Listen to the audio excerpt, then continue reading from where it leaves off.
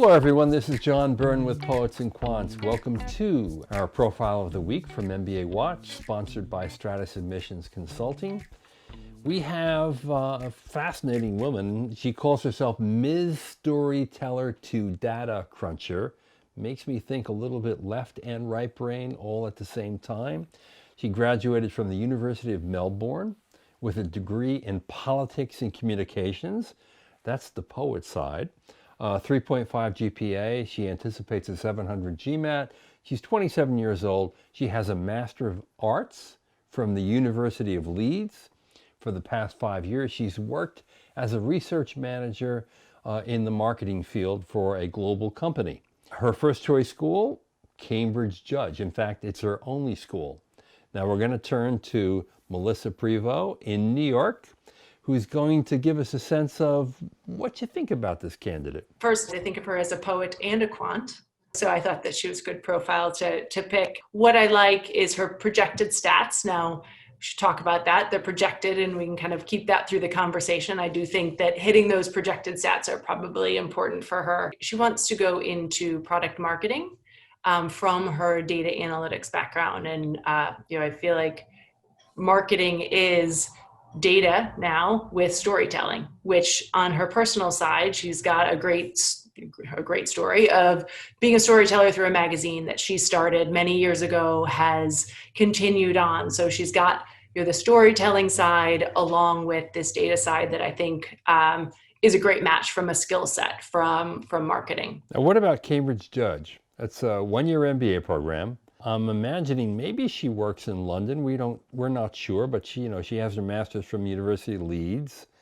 What do you think? Assuming she's in London, then it's a logical choice in that it keeps her local, and the fact that she's already got a master's in arts. She has a master's already, and so it could be that she wants to be moving on with her career and not spending 2 years in an MBA program. I think the risk is with work, she's obviously got a lot of quant background, but from her education, from a communications and an arts perspective, does she have the quantitative background? Not being able to see her transcript, it's tough to see if she's taken some of those courses before. Which would put more emphasis on that GMAT, and it's so important to get that 700. Don't you find that most applicants tend to overestimate the score they're going to get before they actually sit for an exam? Yes, and so I would hope that her project is based on some practice tests. But even clients that I talk with that are taking practice tests, I think there's something being day of that can be a little unnerving. That especially that first test can be challenging, and so making sure she's building in time to be able to take it a second time if she needs is probably important. Plus, Melisa, I'm suspicious of practice tests, and I'll tell you why. Over the years, it's one applicant after another who gets a really nice score on the practice test. They sit for the real exam, and they're 30 to 50 points below it. And I even wonder if, because of the competition between GMAT and GRE, if these firms make these practice tests a little bit easier to convince you to stay with one. That would explain so many things, because the going advice is take one of each and see what you do better on now, right? Now that both tests are, and even the EA now, we have a third test in there. Exactly. that's being accepted more frequently. But I think you might be onto something there, John. Okay, so stepping back from this profile, three things you think this candidate can do to improve her chances. So I think the quant side is one thing. So on the GMAT, as you said, making sure she gets a good score on the quant side. On top of that, making sure that in her application, she's highlighting her quantitative data analysis. Obviously, there's a lot.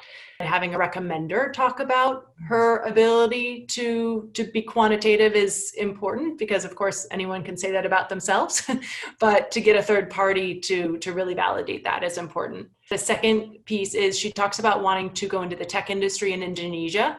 I think we can maybe infer that she has some tie to Indonesia. I think she really needs to know that industry.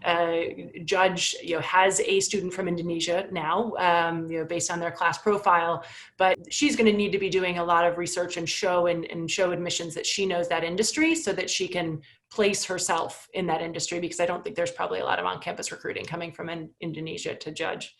And third would be long-term goals.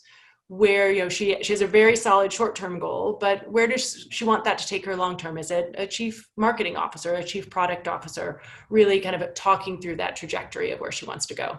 Right. Nothing wrong with Cambridge Judge, but she only says Cambridge Judge. That's her first choice school. Everyone should have a range of schools, I think, to not only hedge their bets, but to give them other possibilities. What other schools would you suggest she apply to? I think that Oxford would be another interesting, Warwick even would be an interesting school to take a look at, depending upon where that GMAT comes out. Imperial, I'm kind of staying in the UK, assuming that is, because if Judge is your only school, I think that means that location means something to her. Yeah, that's all really good advice. Melisa, thank you. It's a pleasure to meet you. You as well, John. All right, and for all of you out there, here's the deal. Look, if you're a woman and you're a poet, and like me, I'm a poet, English and political science major, you may think you don't belong in an MBA program. You may think that the quant stuff in the program is going to trip you up. Don't think that at all. There are plenty of people who go into MBA programs from poet backgrounds, take it from me, and feel very much at home. This is John Byrne with Poets and Quants. Thanks for watching our Profile of the Week on MBA Watch, sponsored by Stratus Admissions Consulting.